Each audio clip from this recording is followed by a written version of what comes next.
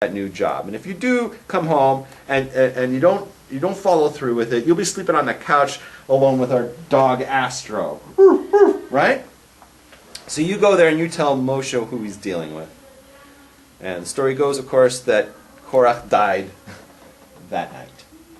And his wife never got her Mercedes. And that's the way it was. So she is an example of a wife who will kill you. Levi, you got any insights on women No, on can we this? go to my notes? You don't have any insights on the women on that, on the wives? No. I would think you know a lot about wives and stuff. All right. Go ahead. Can we pull up my website? We can pull up your Which one? Which one of your websites, Levi? All right, there it is. Boom. Go. Thank you. So this week's Torah portion is Korach. It's Numbers chapter 16, 17, and 18. So near the end of last week's Parsha, which I believe was... I'm going to close the door because the Persians are yakking too loud. But we can just not swear. No, I can't focus with all that, Okay, go ahead. So at the end of last week's Parsha, it brings up the mitzvah, the law of wearing tzitzit, the fringes, and talks about having a blue thread through the fringes so that all Jews think of themselves as royalty. So this Korach rebellion, it's not coincidental that this comes right after the introduction of this mitzvah, because with everything there's a good side and there's a downside. So the downside of all Jews thinking of themselves as royalty is that they're not going to want to take instructions. They're not going to want to submit to authority. So this is still a pattern with Jews today. Jews generally don't like to take orders and submit to authority. Jews think of themselves, we're royalty, we're Jews, we can do anything. Why should I listen to this jerk? It's called the chosen people complex. Exactly. Do you think we have bigger egos than other people? I think Jews have more self-confidence than most non-Jews. Do you think so? Yeah. Do you think we're the most full of ourselves people on the planet? Yeah. What about compared to people who grow up in really strict Seventh-day Adventist homes? Yeah, Jews have it all over them in that respect. Really?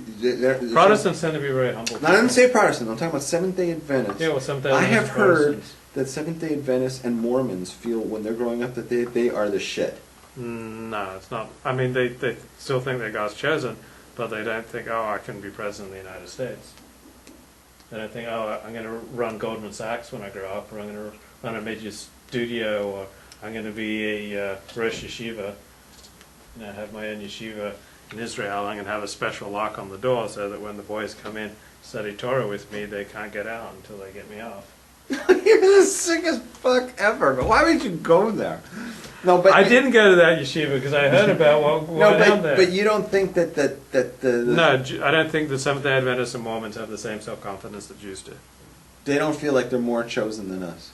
Oh, they probably think that. But They don't look down on us. But they don't look down on us. Sure, they look down on you, but they still look that they don't achieve what Jews achieve. All right, okay, go ahead. I'm going to go with that because you grew up one and joined the other, and you felt that you got a bigger ego by joining. By joining, you've got a bigger ego. Well, I don't think it's not worth it taking like individual. I'm saying like generally speaking, as groups. All right, go ahead. Sorry to interrupt. So for the first time, we've got some Jews who are rebelling against Moses. Up until now, they're rebelling against God. Now Korach's crowd rebels against Moses' authority. They don't like Moses telling the people what to do. And Korach's complaint against Moshe, why do you exalt yourself? This resentment of great people is very common. Like this Parsha is so today, it is so modern, because in today's age of democracy, the dark side of democracy comes out in the politics of resentment against the rich, and it comes out in resentment against anyone who tries to live at a higher level than everybody else.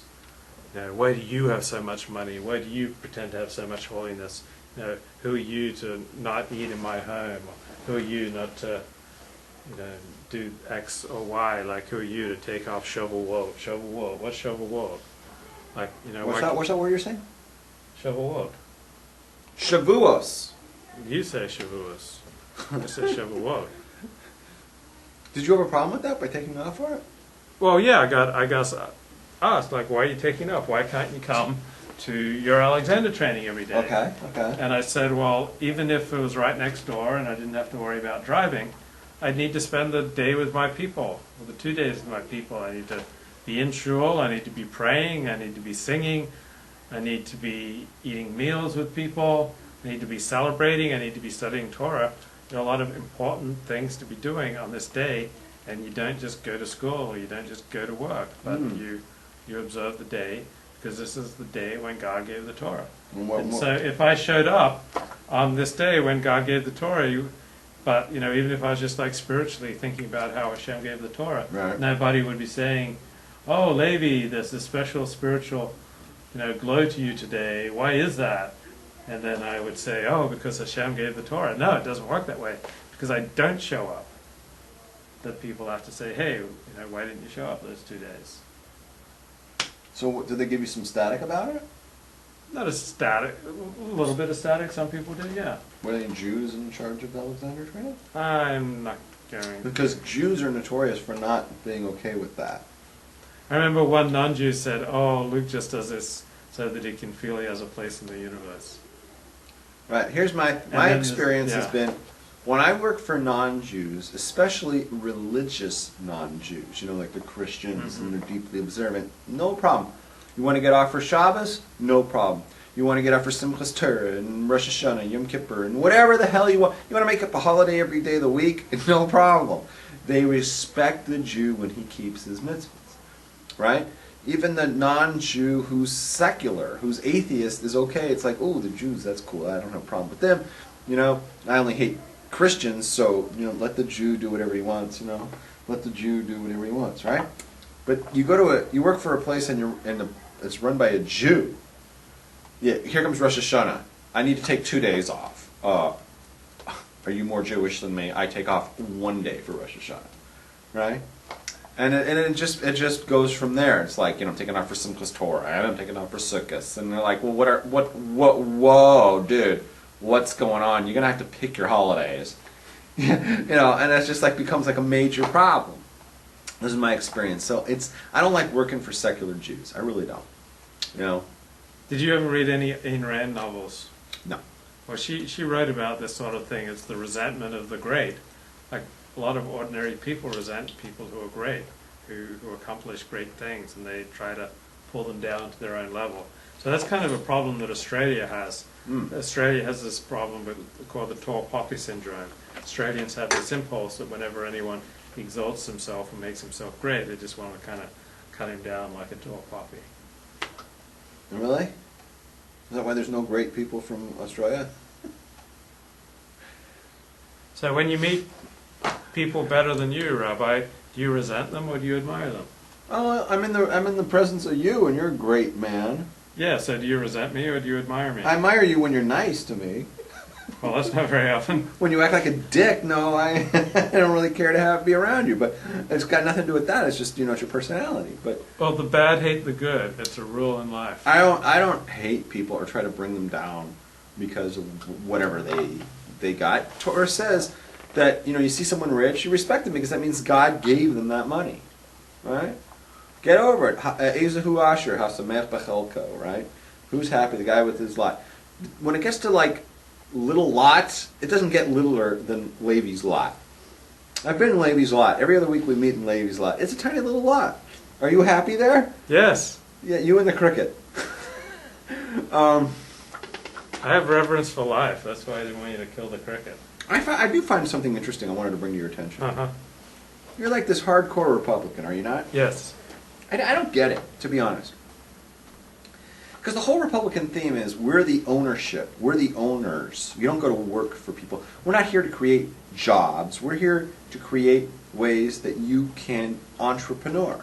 You can start your own business, and hire people. And other people will be hired. But the whole idea is it's the owner mentality. Because America was founded on the notion you don't go to work for other people. America is a place where you create your own business. This is what America is about. At any level, whether it's a big business or a small business, a lemonade stand.